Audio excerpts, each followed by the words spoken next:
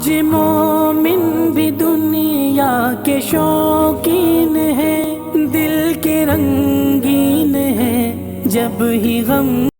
نیک لوگوں کا امت سے چلا جانا یہ اتفاقی بات نہیں، پہلے کئی سالوں میں ہوتا تھا کہ بھئی فلاں بزرگ انتقال کر گئے، اب تو ایک دن میں 3 حضرات کی اطلاع آتی ہے۔ آپ صبح اٹھو تو میسج تیار، شام کو الگ، رات کو الگ،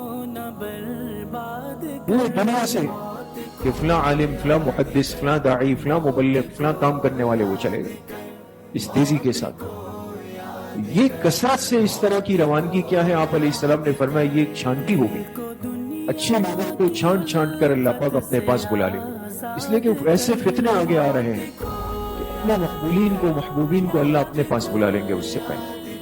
اس لیے جو گنتی کے حضرات ہوتے ہیں نا، ان کی قدر کرنی چاہیے، انسان کو اپنے بڑوں کی قدر کرنی چاہیے، ان سے جڑنا چاہیے، اپنا نسبت ان نیک صالحین کے ساتھ جوڑنی چاہیے۔ نیک اعمال کر خود